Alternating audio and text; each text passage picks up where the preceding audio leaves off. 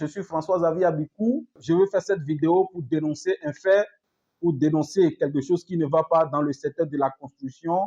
Je constate ce fait dans certains quartiers, dans certaines villes du Bénin, telles que Cotonou et Kadavi. Il s'agit d'une extension d'une maison. En termes clairs, il s'agit de l'agrandissement d'une maison. On peut agrandir une maison horizontalement et verticalement.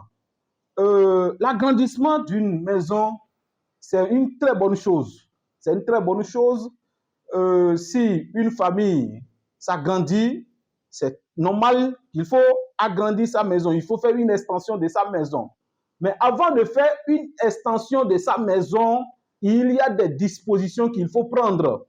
Tout comme si vous voulez construire une maison neuve. C'est comme si vous voulez construire un bâtiment neuf. Si vous ne prenez pas cette disposition, vous ne prenez pas les dispositions au préalable, les dispositions techniques, je vous dis, vous allez avoir des dégâts. Si vous économisez de l'argent, vous évitez de dépenser de l'argent, je vous dis, vous allez dépenser, c'est le 10e fois de ce que vous évitez de dépenser, vous allez dépenser 10 fois cela dans l'avenir. Nous, c'est ce que nous ne souhaitons pas. Je fais cette vidéo pour vous dire, avant de faire une extension d'une maison, il faut d'abord consulter la mairie. Il faut consulter les experts du domaine, du BTP. Et ils vont faire des diagnostics de votre bâtiment. Je vous dis, tout bâtiment a une durée de vie. Tout bâtiment a une durée de vie. Toute structure debout a une durée de vie. Aucun bâtiment n'est éternel. Un bâtiment bien construit, une maison bien construite, dont toutes les dispositions techniques ont été prises, sa durée de vie est comprise entre 70 à 100 ans. Il y a des bâtiments dont les durées de vie sont moins de 50 ans, sont moins de 20 ans, sont moins de 30 ans. La raison pour laquelle, avant de construire des maisons, il faut toujours faire des diagnostics pour voir est-ce que le bâtiment existant n'a pas d'abord subi des dommages collatéraux, n'a pas subi des chocs. Il faut toujours se rassurer que le bâtiment debout peut encore supporter d'autres charges. Je prends un exemple. Si je prends un individu lambda et que vous lui mettez des charges qui le dépassent, je ne suis pas sûr que cet individu peut tenir. Peut tenir jusqu'à des moments donnés. Je ne sais pas si vous comprenez. Donc, c'est la même chose si nous nous associons, si nous ramenons ce fait au bâtiment, vous lui mettez des charges qui le dépassent. Comment est-ce que vous voulez que ce bâtiment peut résister? Non. Donc, avant de faire une extension de votre bâtiment, rassurez-vous que le bâtiment existant est bien capable de tenir encore des niveaux ou bien d'autres niveaux. Je vois des vieux bâtiments. Je vous dis, je vois des vieux bâtiments. Peut-être l'épaisseur de la dalle, parfois, je vois, ça n'atteint même pas 10 cm.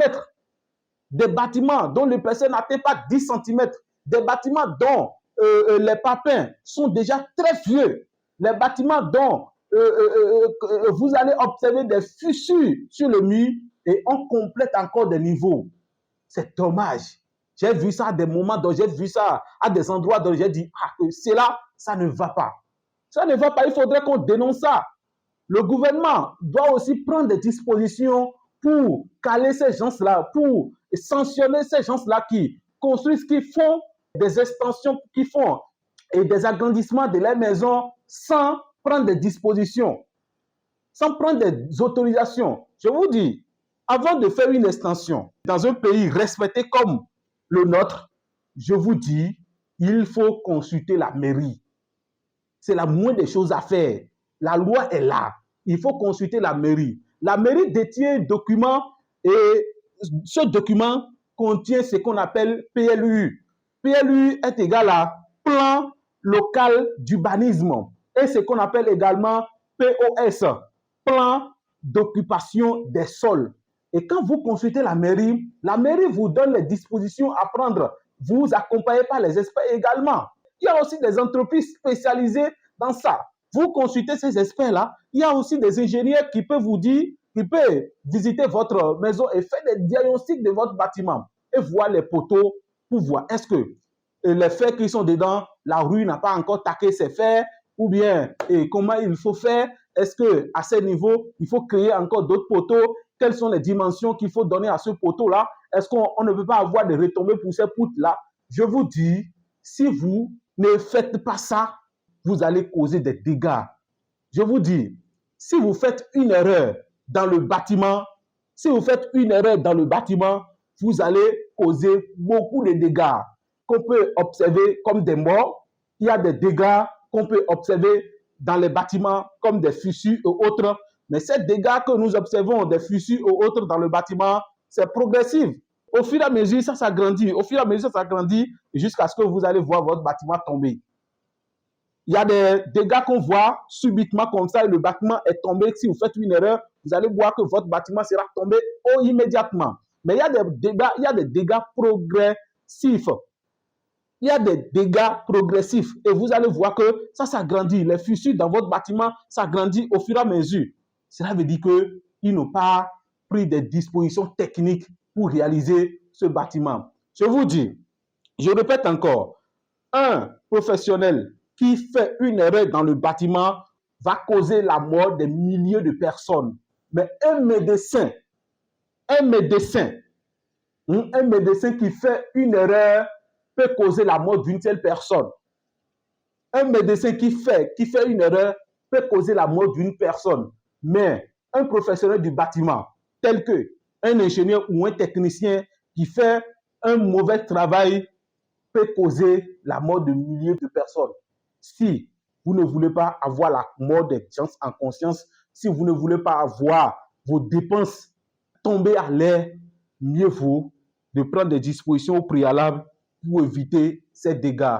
Je vous remercie. Au passage, je veux saluer le gouvernement qui fait un très bon travail pour que le domaine de BTP au Bénin soit bien assaini.